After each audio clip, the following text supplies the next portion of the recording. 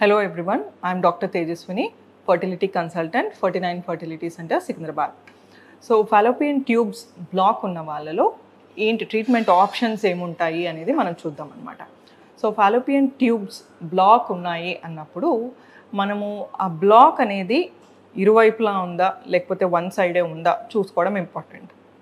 దీంతో పాటు ఏంటి అంటే ఆ ఫాలోపియన్ ట్యూబ్ బ్లాక్ అనేది ట్యూబ్ గర్భసంచికి దగ్గరలో ఉన్న భాగంలో ఉందా ఆర్ ట్యూబ్ అండాశయానికి దగ్గరలో ఉన్న భాగంలో ఉందా ఆర్ మిడ్ సెగ్మెంట్లో ఉందా అనేది చూసుకోవడం కూడా ఈక్వల్లీ ఇంపార్టెంట్ అనమాట.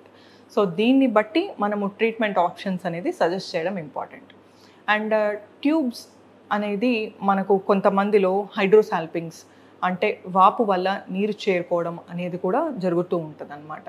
సో మనకు కాజ్ ఏంటి, ట్యూబ్లో ఇబ్బంది ఏంటి అనేది గమనించుకొని ఆ బ్లాక్ ఎక్కడ ఉంది అనేది చూసుకొని దాన్ని బట్టి మనం ట్రీట్మెంట్ సజెస్ట్ చేయడం జరుగుతుంది అనమాట.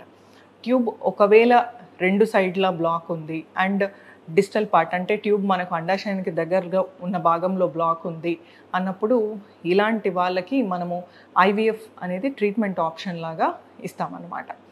అండ్ ఇలా కాకుండా కొంతమందిలో ప్రీవియస్ ట్యూబెక్టమీ చేయించుకున్నారు అండ్ డ్యూరేషన్ తక్కువగానే ఉంది, మనకు ట్యూబెక్టమీ అయ్యి <3 years అవుతుంది. అలాంటి కపుల్స్కి మనము ఫాలోపియన్ ట్యూబ్ లెంత్ని బట్టి కూడా ట్యూబల్ రికన్స్ట్రక్టివ్ సర్జరీ అనేది కూడా ఆప్షన్ లాగా ఇవ్వడం జరుగుతుంది. సో ఆ ప్రొసీజర్ మనకు ఎంతవరకు సక్సెస్ అవుతుంది అనేది మనకు ఆ బ్లాక్ ఎక్కడ ఉంది అండ్ ట్యూబెక్టమీ సర్జరీ అయ్యి ఎన్ని ఇయర్స్ అయింది అండ్ మిగిలిన ట్యూబ్ లెంత్ ఎంత ఉంది అనేది ఈ ఫ్యాక్టర్స్ మీద అన్నిటి మీద డిపెండ్ అయి ఉంటుంది.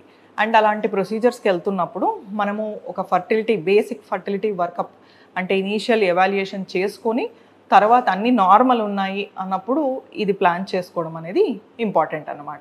సో ట్యూబ్స్ బ్లాక్ ఉన్నప్పుడు మనకు ప్రెగ్నెన్సీకి ఆప్షన్స్ అనేది ఐవీఎఫ్ లేదు కొన్ని కండిషన్స్లో ట్యూబ్స్ రీకన్స్ట్రక్టివ్ సర్జరీ పాసిబుల్ అన్న కేసెస్లో మనము రీకన్స్ట్రక్టివ్ సర్జరీ ఆప్షన్ లాగా ఇస్తామన్నమాట. Thank you.